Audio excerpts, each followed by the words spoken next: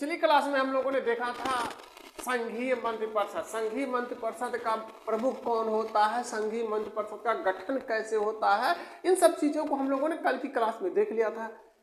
आज की क्लास में हम लोग उससे आगे देखने का प्रयास करते हैं। आज की क्लास में हम लोग देखते हैं संविधान के भाग 5 के अंतर्गत जो अनुच्छेद 76 है। कौन सा देखना आज हमको? संविधान का जो भाग 5 है, भाग 5, इसके अंतर्गत क्या देखना है? अनुच्छेद 76 का अध्ययन आज हम लोग करेंगे। अनुच्छेद 76 में क्या है? संविधान के भाग 5 में अनुच्छेद 76 के तहत भारत में महान्यायवादी का पद का सृजन किया गया। किसका? महान्यायवादी। महान्यायवादी का पद सृजित किया गया। अब इससे आप खुद ही समझ लेते हैं, सबसे बड़ा न्याय करने वाला, सबसे बड़ा जो न्यायिक पद है। आज हम लोग इस क्लास में इसी के बारे में अध्ययन करेंगे। कहां से पेपर में प्रश्न निकल के आने की संभावना बनी रहती है, जो भी इसकी बेसिक चीजें हैं हम लोग आज क्लास में देखेंगे। अर्थात आज की क्लास में हम लोग संविधान के भाग 5, कौन सा भाग? भाग 5 के अनुच्छेद 76 का अध्ययन करने का प्रयास करेंगे। अनुच्छेद 76 में किस चीज का वर्णन है? तो भारत के महान्यायवादी से संबंधित जो भी चीजें हैं इसमें अनुच्छेद 76 में लिखी गई हैं। तो ये महान्यायवादी पर जो हमारे यहाँ सृजित किया गया अनुच्छेद 76 में, ये कहाँ से लिया गया? तो ये ब्रिटेन से प्रेरित है। ये कहाँ से लिया गया है? तो ये ब्रिटेन से प्रेरित है। हालांकि ब्रिटेन के महान्यायवादी और भारत के महान्यायवादी में अंतर है। अंतर क्या है? जो ये ब्रिटेन का महान्यायवादी है, ये मंत्रिमंडल का सदस्य होता है। जो ब्रिटेन में महान्यायवादी होगा वो एक मंत्रिमंडल का सदस्य होगा, लेकिन भारत में ये संसद का सदस्य नहीं होता। ये महान्यायवादी ये संसद का सदस्य नहीं होता है। महान्यायवादी अगर भारत के नजरिए से देखेंगे तो ये संसद का सदस्य नहीं है, लेकिन अगर हम जहां से लिए हैं, अर्थात ये ब्रिटेन से जो हमने पद उपबंधित किया है, वहां का महान्यायवादी मंत्रिमंडल का एक सदस्य होगा। हमारे यहाँ का जो महान्यायवादी है, भारत का जो महान्यायवादी है, वो संसद का सदस्य नहीं है, लेकिन वो संसद की कार्यवाही में भाग लेता है, संसद के सदनों में भाग लेता है। संसद का सदस्य नहीं है, लेकिन वो अगर संसद की कार्रवाई हो रही है तो उसमें वो शामिल होता है, लेकिन इसे वोट डालने का अधिकार नहीं है। ये वोट नहीं डाल सकता। वोट क्यों नहीं डाल सकता? अरे भाई, जाहिर सी बात है कि वोट इसलिए नहीं डाल सकता क्योंकि वो संसद का सदस्य है ही नहीं, और जो संसद का सदस्य नहीं तो वोट नहीं डाल सकता। लेकिन हमारे संविधान प्रदत्त क्या है कि ये महान्यायवादी संसद की कार्यवाही में भाग ले सकता है। इसका पद सृजित क्यों किया गया? तो ये पद इसलिए सृजित किया गया, आप एक चीज समझिए कि संसद के जो सदस्य होते हैं, अर्थात सांसदों की योग्यता में यह नहीं निर्धारित किया गया है कि आपकी ये योग्यता होनी चाहिए या आप ज्यादा पढ़े लिखे होंगे, शिक्षित होंगे तभी आपको सांसद बनाया जा सकता है। चाहे वो सांसद शिक्षित हो या अशिक्षित हो, जनता ने जिसे चुन दिया, जनता ने जिसे निर्वाचित कर दिया, वो सांसद हो गया। और जब ये सांसद हो गए, तो देश के लिए कानून बनाएंगे। तो कानून बनाने की स्थिति में कुछ ऐसी समस्याएं आती हैं जिसमें विधिक सलाह की जरूरत होती है। किसकी जरूरत होती है? तो विधिक सलाह की जरूरत है, कानूनी सलाह की जरूरत होती है। तो विधिक सलाह देने के लिए एक महान्यायवादी का पद सृजित किया गया। हमारे संविधान में महान्यायवादी का पद सृजित किया गया, और ये महान्यायवादी भारत का विधिक अधिकारी है। भारत का जो है भारत सरकार का ये विधिक अधिकारी है। ये पद सृजित क्यों किया गया? तो ये भारत सरकार को कानूनी सलाह देने के लिए ये पद सृजित किया गया, और भारत सरकार का ये विधिक अधिकारी है। इस तरीके से ये भारत का प्रथम विधिक अधिकारी है। भारत का प्रथम विधिक अधिकारी है। ये पेपर में प्रश्न पूछता है कि भारत का प्रथम विधिक अधिकारी कौन है? तो भारत का महान्यायवादी जो है ये भारत का प्रथम विधिक अधिकारी है। हम यूं भी इसको कह सकते हैं अपनी भाषा में, रटने की जरूरत नहीं, आप अपनी भाषा में कह सकते हैं कि भारत सरकार का ये वकील है। भाई आपके लिए भी अगर कोई कानूनी मामले से सलाह लेना होता तो आप भी एक वकील करते हैं। तो वही चीज यहाँ भी है कि भारत सरकार को अगर विधिक कानून से संबंधित सलाह लेने की आवश्यकता होगी तो सलाह कौन देगा? तो ये भारत का महान्यायवादी ही सरकार को सलाह देगा। अब सरकार को सलाह देगा तो ये उसका जो है वकील हुआ, ये विधि मंत्री नहीं है। नहीं, आपकी जो बात है वो विधि मंत्री नहीं है, ये विधिक अधिकारी है, विधिक सलाहकार है। अब सपोज करिए कि अगर एक मान लीजिए ज्यादा से ज्यादा लोग पढ़े लिखे सांसद चुने जा रहे हैं, लेकिन आप लोग एक चीज देखिए, अगर अशिक्षित भी और जनता ने चुन दिया तो क्या उसको जो हटा देंगे? और सपोज करिए कि वही विधि मंत्री बन गया या कोई भी मंत्री बन गया तो उसे विधिक सलाह लेनी होगी। भारत सरकार को अगर सलाह लेनी होगी कानून से संबंधित तो किससे सलाह लेगा? तो वो भारत के महान्यायवादी से ही सलाह लेगा। ये भारत का महान्यायवादी संवैधानिक पद है।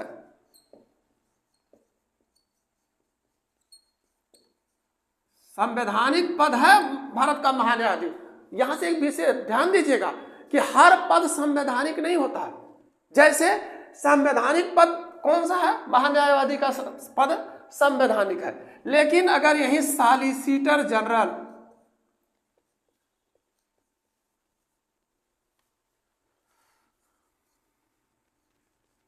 या अतिरिक्त सॉलिसिटर जनरल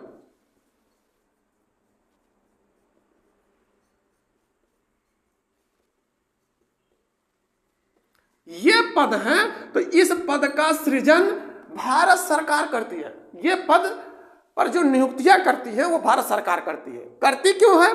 तो इस महान्यायवादी की सहायता के लिए सॉलिसिटर जनरल और अतिरिक्त सॉलिसिटर जनरल नियुक्त किए जाते हैं। जबकि अनुच्छेद 76 में अटॉर्नी जनरल ऑफ इंडिया का उल्लेख है। ये एक संवैधानिक पद है। भारत का महान्यायवादी एक संवैधानिक पद है, लेकिन सॉलिसिटर जनरल और अतिरिक्त सॉलिसिटर जनरल जो महान्यायवादी की सहायतार्थ के लिए सृजित किए गए हैं वो संवैधानिक पद नहीं है। जैसे अब पूरे भारत सरकार के जो विधिक सलाह के दारोमदार है, जिसकी जिम्मेदारी है वो महान्यायवादी की है। सपोज करिए इससे भी गलती हो सकती है, लेकिन इसकी सहायता के लिए जो सॉलिसिटर जनरल और अतिरिक्त सॉलिसिटर जनरल नियुक्त किए जाते हैं। अब ये संवैधानिक पद हो गया। सॉलिसिटर जनरल और अतिरिक्त सॉलिसिटर जनरल तो संवैधानिक पद है नहीं, महान्यायवादी का पद सृजित कर दिया गया संविधान के तहत। अब हम देखते हैं कि इसकी नियुक्तियां कैसे होती हैं। इस महान्यायवादी की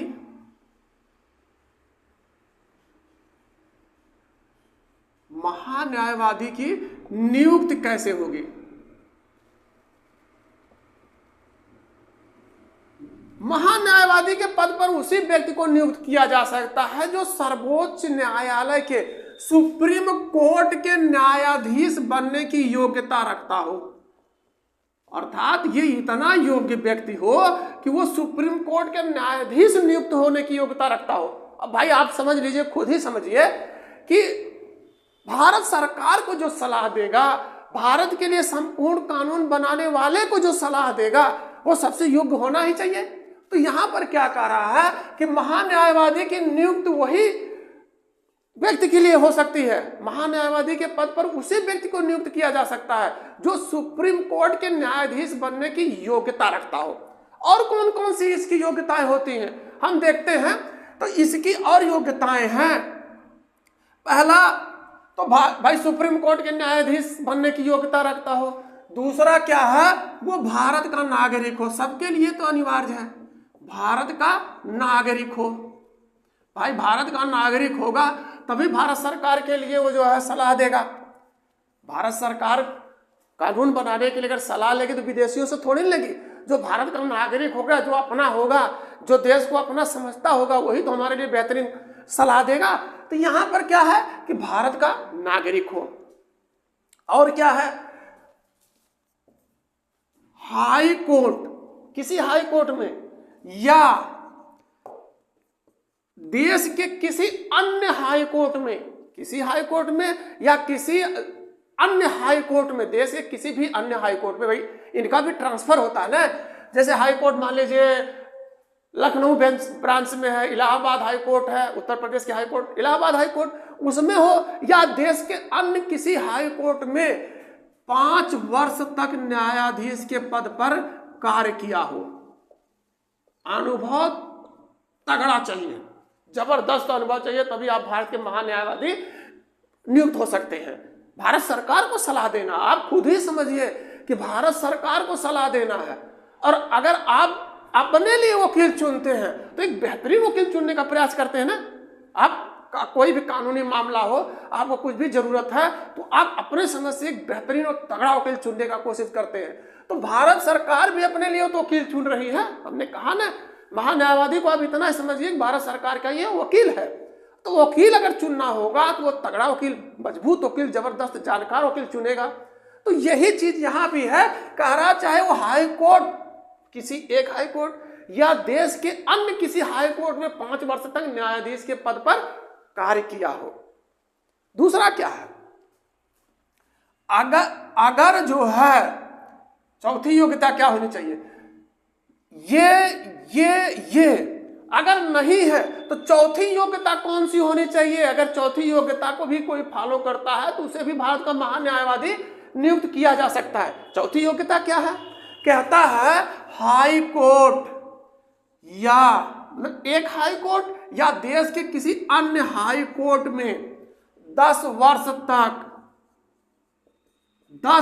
तक, देखिए यहां 5 वर्ष तक न्यायाधीश के पद पर कार्य किया हो, लेकिन यहां पर क्या शर्त बना रहा है जो चौथे नंबर पर है, यह कहता है कि एक हाई कोर्ट या देश के किसी अन्य हाई कोर्ट में 10 वर्ष तक अधिवक्ता के पद पर कार्य किया हो।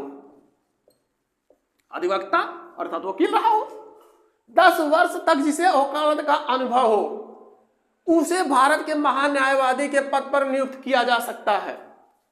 आप खुद ही समझिए कि कितनी जबरदस्त योग्यता है।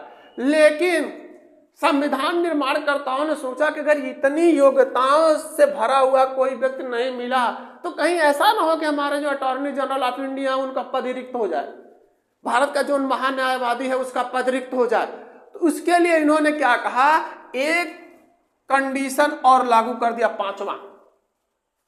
पांचवें कंडीशन में इन्होंने क्या कहा कि वो जिसको भी महान्यायवादी के पद पर नियुक्त करना हो वो विधिवेत्ता हो, कानून का जानकार हो, विधिवेत्ता हो, कानून का जानकार हो। लेकिन ऐसे ही नहीं कि कोई कानून का जानकार हो जाए और दावा कर देगा कि जो है हम भारत के महान्यायवादी के पद पर बनने के लिए योग्य हैं। वो विधिवेत्ता हो, किसकी नजर में हो, जो इसकी नियुक्त करता है। कौन नियुक्त करता है, तो इसकी नियुक्त करेगा राष्ट्रपति। तो राष्ट्रपति की नजर में यह विधिवेत्ता हो।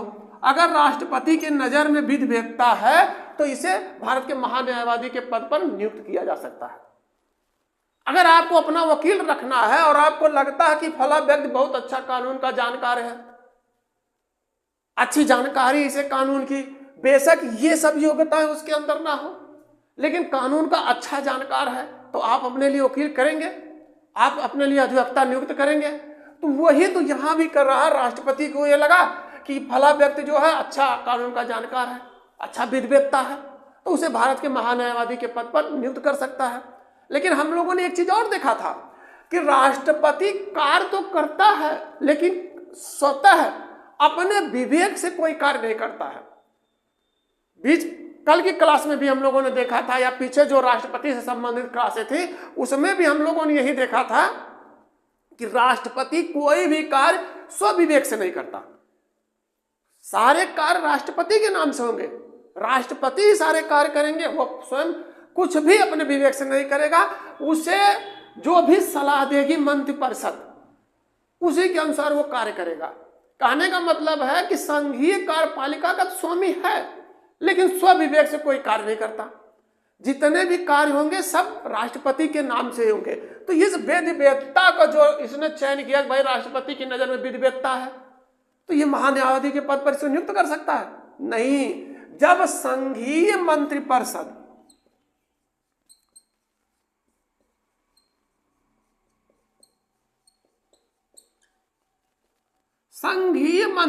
ने सलाह दिया कि फला व्यक्ति को, अमुक व्यक्ति को महान्यायवादी के पद पर नियुक्त किया जाए, तो राष्ट्रपति ने क्या किया कि उस व्यक्ति को भारत का महान्यायवादी के पद पर नियुक्त कर दिया, अटॉर्नी जनरल ऑफ इंडिया के पद पर नियुक्त कर दिया।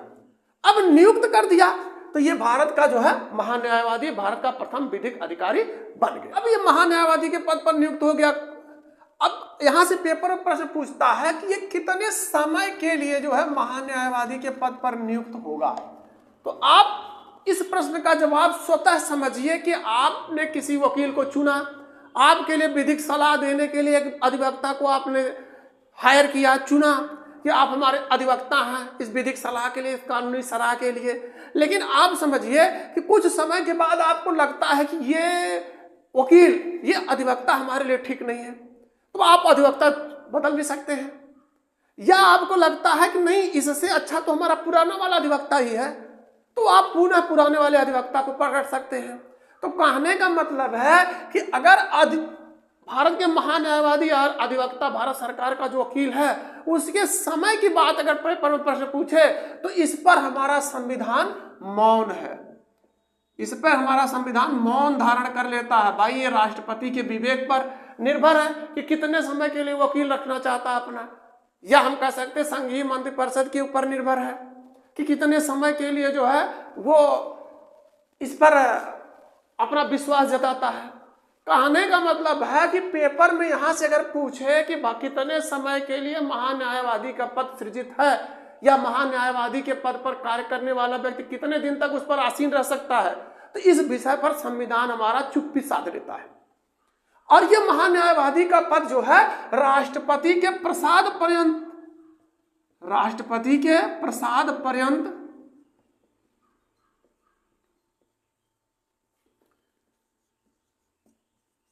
धारण करते हैं। अब राष्ट्रपति के प्रसाद पर्यंत धारण करने का मतलब जैसे मंत्री हो या राज्यपाल हो, तो कब तक ये अपने पद पर रह सकते हैं? जब तक राष्ट्रपति की इच्छा हो, राष्ट्रपति जब तक चाहता है। तो वकील भी तो वही हमने आपको समझाया कि अगर राष्ट्रपति को यह लगता है कि इससे अच्छा अधिवक्ता हमको मिल गया, या हम इसको हटा देंगे और दूसरा जो है हमारे लिए अधिवक्ता के रूप में, विधिक सलाहकार के रूप में बेहतरीन कार्य करेगा, तो इसे हटा सकता है। तो इनका कोई निश्चित सीमा नहीं है, और ये राष्ट्रपति के प्रसाद पर्यंत पद प्राप्त करते हैं, इसलिए इन्हें हटाने के लिए किसी भी कानूनी प्रक्रिया को या किसी संवैधानिक प्रक्रिया की जरूरत ही नहीं है। जो भी पद प्रसाद पर्यंत प्राप्त होते हैं वो राष्ट्रपति के विवेक पर, राष्ट्रपति की इच्छा पर निर्भर करते हैं कि कब तक इनको इस पद पर रखा जाए।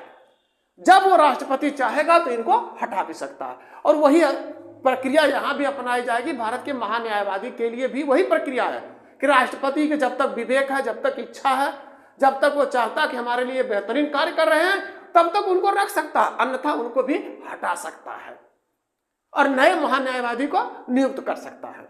या पूछता है कि इसके लिए आयु सीमा कितनी होनी चाहिए। भाई से आप कोई फॉर्म भरते हैं, आपने कोई सरकारी नौकरी या प्राइवेट जो जॉब के लिए आपने कोई फॉर्म फिलअप किया, तो उसमें आपकी पूछता ना कि आप इतने उम्र से इतने उम्र के बीच होने चाहिए। लेकिन अगर यहां पर पूछे तो आप स्वतः समझिए कि वकील आप करेंगे तो चाहे कम अनुभव उम्र वाला हो लेकिन अनुभवी हो, या ज्यादा उम्र वाला हो अनुभवी हो, तभी तो आप अपना वकील करते हैं। वकील सब कुछ आप समझ लीजिए, अपने ऊपर रख के आप समझिए, आपको बेहतरीन समझ में आएगा कि आपको एक विधिक सलाहकार की जरूरत है, तो आप एक वकील रखेंगे तो कैसा वकील रखेंगे। बस वही चीज यहां भी है, भारत सरकार के लिए एक वकील रखना है और राष्ट्रपति महोदय वकील चुनने का कार्य कर रहे हैं, तो उसके लिए कुछ भी मायने नहीं रखता। ना तो समय का समय कोई निश्चित है कितने समय के लिए हो सकते हैं, और ना तो कोई आयु की सीमा है कि आप इसी समय के हैं, इसी उम्र के हैं, फिर ही आपको अनुभव है। कुल मिला के हमें ऐसा वकील चाहिए, ऐसा अधिवक्ता चाहिए जो अनुभवी हो और हमारे लिए बेहतरीन कार्य करे। इस प्रकार से आयु और समय के लिए जो हमारा संविधान चुप्पी साध लेता है, मौन धारण कर लेता है। ऐसा कुछ भी उसमें उल्लिखित नहीं है कि इतने ही दिन के लिए आपको रखा जाएगा या इतने आयु के लिए होना चाहिए। और इसमें अगला क्या है, अनुच्छेद 76, जिसमें भारत के महान्यायवादी से संबंधित वर्णन है। तो अनुच्छेद 76 के 2 में इसका कर्तव्यों का वर्णन है। भारत के महान्यायवादी का कर्तव्य क्या है? भारत के महान्यायवादी का कर्तव्य है कि राष्ट्रपति जो भी निर्देशित करे, राष्ट्रपति के निर्देशानुसार राष्ट्रपति निर्देशित करे, जिस भी विषय पर राष्ट्रपति जिस विषय पर निर्देशित करे कि भारत सरकार को विधिक सलाह दीजिए, तो इस महान्यायवादी का कर्तव्य होगा कि भारत सरकार को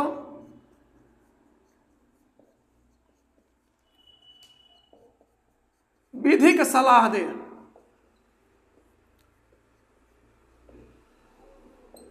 भारत सरकार को विधिक सलाह की जरूरत है। राष्ट्रपति निर्देशित करे फला विषय पर आप राष्ट्रपति महोदय निर्देशित कर रहे हैं भारत के महान्यायवादी को कि आप इस विषय पर भारत सरकार को विधिक सलाह दीजिए। और दूसरा क्या होता है, एक तो ये हो गया, और दूसरा कार्य इनका क्या है कि भारत सरकार का विधिक पक्ष रखे। ये क्या करे, विधिक पक्ष भी रखे। जैसे नहीं आप लोग देखते हैं कि भारत सरकार का वकील है, किसी भी कोर्ट में जाएंगे तो आप भारत सरकार का या राज्य सरकार के एक सरकारी वकील होते हैं, वो सरकार का पक्ष रखते हैं। तो ये महान्यायवादी का क्या कार्य है, राष्ट्रपति द्वारा निर्देशित विषयों पर भारत सरकार को विधिक सलाह दे। दूसरा क्या है कि विधिक पक्ष रखे भारत सरकार का जो है विधिक पक्ष रखे। अर्थात हम इसको कह सकते हैं जैसे सरकारी वकील वाले हैं तो वही तो है महान्यायवादी, सरकारी वकील तो ही है ये, तो ये विधिक पक्ष भी रखें। अब भारत के महान्यायवादी के पद पर आसीन हो गया एक व्यक्ति, अब हम देखते हैं उसको अधिकार क्या मिल गया। इतने बड़े पद पर नियुक्त होने वाले व्यक्ति का अधिकार क्या है, भारत के महान्यायवादी का अधिकार क्या है। तो सबसे पहले हम लोगों ने क्या देखा कि सबसे पहला था कि किसी भारत राज्य क्षेत्र में किसी भी मामले में, किसी भी न्यायालय में, भारत राज्य क्षेत्र के किसी भी न्यायालय में सरकार का पक्ष रख सकते हैं, सरकार का पक्ष रख सकते हैं, या सरकार का विधिक पक्ष रख सकते हैं। इसके लिए कोई बाउंडेशन नहीं है, कोई भी शर्तें नहीं है कि आप इस न्यायालय में जाके सरकार का पक्ष नहीं रख सकते। भारत राज्य क्षेत्र के अंदर अर्थात देश के जितने भी न्यायालय हैं, सुप्रीम कोर्ट, हाई कोर्ट जो भी हैं, वहां पर जाके ये भारत सरकार का पक्ष रख सकता है, विधिक पक्ष रख सकता है, इसको ये पावर है। दूसरा क्या है, ये संसद का सदस्य नहीं, हमने आपको पहले क्या बताया, ये संसद का सदस्य नहीं है। फिर भी संसद के सदस्य ना होने के बावजूद भी ये संसद में भाग ले सकता है, संसद की कार्रवाई में शामिल हो सकता है। यहां कार्रवाई में शामिल हो गया, साथ में ये भाषण भी दे सकता है, संसद में ये अपना भाषण भी दे सकता है। इसके लिए बाकायदा एक अनुच्छेद लिखा गया, अनुच्छेद 88। अनुच्छेद 88 में क्या है, संसद के किसी सदन में अर्थात चाहे वो लोकसभा हो या राज्यसभा, उसमें शामिल हो सकता है, या संयुक्त अधिवेशन, आपको हमने बताया था ना राष्ट्रपति वाले में कि संयुक्त अधिवेशन भी आयोजित किया जाता है। तो संयुक्त अधिवेशन जब आयोजित किया जाए तो उसमें भी ये शामिल हो सकता है। अनुच्छेद 88 क्या कहता है कि ये भारत का महान्यायवादी संसद के किसी सदन या संयुक्त सदन के अधिवेशन में शामिल हो सकता है, वहां पर भाषण भी दे सकता है। लेकिन संविधान में क्या कहा गया कि आप उसके सदस्य नहीं है, आप वोट नहीं डाल सकते, बाकी तो आप सब कर सकते हैं, सब कुछ ठीक ठाक है, जैसी भी आपकी इच्छा हो आप भाषण दीजिए, अपना विचार रखिए, सब कुछ कर सकते हैं, लेकिन आप वोट नहीं डाल सकते। वोट नहीं डाल सकते, संसद के सदस्य नहीं है, इसलिए आप वोट नहीं डाल सकते। अब संसद की कार्रवाई में भाग ले रहा है, भाषण दे रहा है, बस केवल इसे वोट डालने का अधिकार नहीं है। आप एक चीज देखे होंगे कि संसद की जो संयुक्त समितियां होती हैं उसमें भी यह शामिल हो सकता है। संसद की जो संयुक्त समितियां होती हैं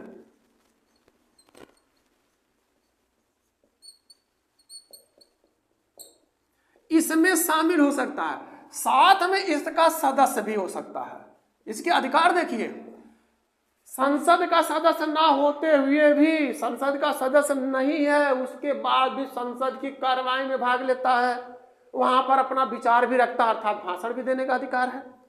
अनुच्छेद 88 तो स्पष्ट उल्लिखित कर देता है कि ये संसद के किसी भी सदन में शामिल हो सकता है, चाहे वो लोकसभा हो या राज्यसभा, अर्थात उच्च सदन हो या निम्न सदन, उसमें ये शामिल हो सकता है, वहां अपना विचार रख सकता है, या दोनों सदनों का जब संयुक्त अधिवेशन आयोजित किया जाए तो उसमें भी ये शामिल हो सकता है। इसे इतना अधिकार दे दिया गया है। उससे ज्यादा और क्या है कि अगर समिति बनती है, संसद की संयुक्त समिति बनती है, तो उसमें ये शामिल हो सकता है, उसका सदस्य भी हो सकता है। कौन? भारत का महान्यायवादी के पद पर नियुक्त होने वाला व्यक्ति, जो इतना योग्य व्यक्ति है। अब उसके लिए क्या बाउंडेशन है कि उसके लिए क्या शर्तें लागू की जाए? बस केवल एक शर्त यह है कि आप वोट नहीं डाल सकते। वोट क्यों नहीं डाल सकते? तो आप वोट इसलिए नहीं डाल सकते क्योंकि आप संसद के सदस्य नहीं हैं, इसलिए वोट नहीं डाल सकते। और यहां अगर एक चीज और है कि अगर ये संसद की कार्रवाई में भाग लेता है, जो संसद का अधिवेशन चल रहा है उसमें शामिल होता है, तो संसद के जो सदस्य हैं अर्थात सांसद, उनके समान ही विशेषाधिकार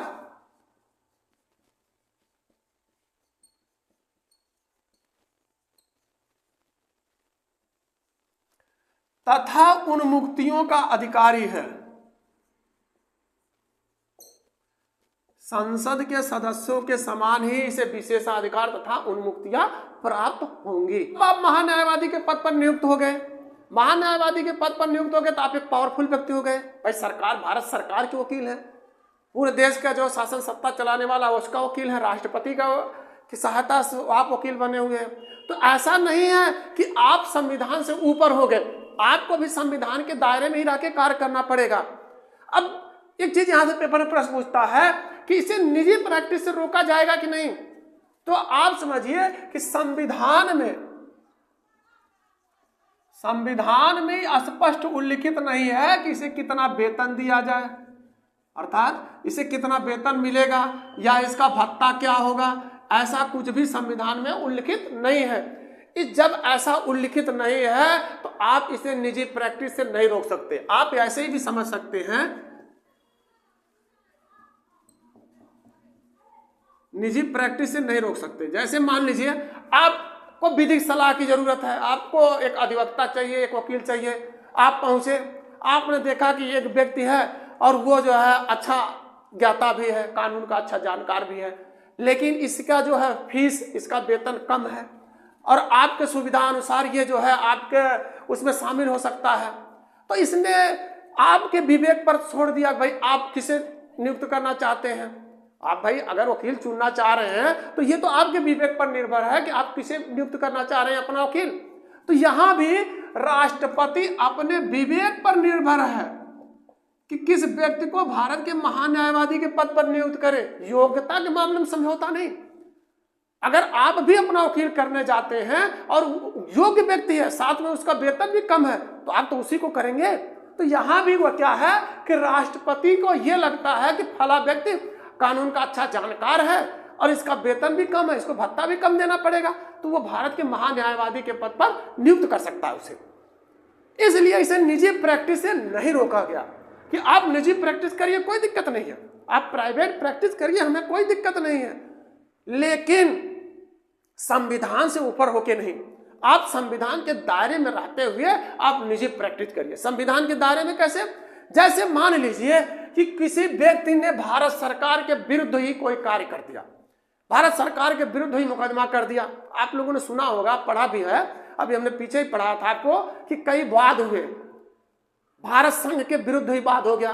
तो अब ये सरकारी वकील है, भारत का पक्ष रखने के लिए किसी भी भारत राज्य क्षेत्र के किसी भी न्यायालय में ये जाके भारत सरकार का पक्ष रखते हैं। अभी हम लोगों ने पीछे ही देखा कि भारत राज्य क्षेत्र के अंतर्गत कोई भी न्यायालय हो, वहां जाके ये भारत सरकार का पक्ष रख सकते हैं, विधिक पक्ष रख सकते हैं। अब इन्हें जब विधिक पक्ष रखना है और किसी व्यक्ति ने क्या किया, भारत संघ के ऊपर, भारत सरकार के ऊपर ही मुकदमा कर दिया, तो पक्ष कौन रखेगा? तो यही तो पक्ष रखेगा तो कहीं ऐसा ना हो कि आप मुझसे जाके मिल जाइए कि हम निजी प्रैक्टिस करेंगे, हर हम आपका मुकदमा लड़ देंगे। ऐसे कैसे हो जाएगा? आप भारत सरकार का भी मुकदमा लड़ रहे हैं और उधर निजी प्रैक्टिस के चक्कर में उस व्यक्ति का भी मुकदमा लड़ने की इच्छुक हो गए, तो ये तो संविधान के खिलाफ है। आप एक ही व्यक्ति का तो पक्ष रख सकते हैं। तो यहां पर संविधान में स्पष्ट उल्लिखित कर दिया गया कि आप निजी प्रैक्टिस तो कर सकते हैं, लेकिन सरकार के विरुद्ध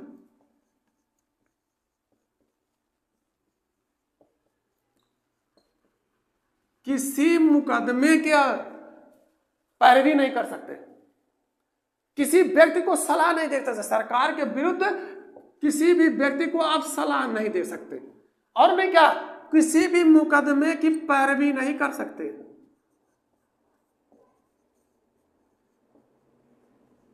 आप भारत के महान्यायवादी हैं, ठीक है, आप पावरफुल व्यक्ति हैं, ठीक है, लेकिन संविधान के दायरे में रहते हुए, संविधान से ऊपर कोई भी नहीं है।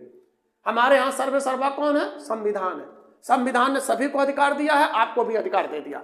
लेकिन अब आप ये सोचिए कि हम सबसे पावरफुल हो गए, भारत के प्रथम विधिक अधिकारी हैं, हम संविधान से ऊपर हो जाएंगे, तो ऐसा कुछ भी नहीं चलेगा। आप संविधान के दायरे में रहते हुए निजी प्रैक्टिस कर सकते हैं, प्राइवेट प्रैक्टिस कर सकते हैं, आपको कोई नहीं रोक रहा, लेकिन आप भारत सरकार के विरुद्ध किसी को भी सलाह नहीं दे सकते, ना तो किसी के मुकदमे की पैरवी कर सकते हैं। और क्या है कि अगर आप निजी प्रैक्टिस करने के चक्कर में आपराधिक मुकदमा ले लेते हैं, आप आपराधिक मुकदमा लड़ना चाहते हैं, तो इस आपराधिक मुकदमा को लड़ने से पहले आपको भारत सरकार से अनुमति लेना होगा।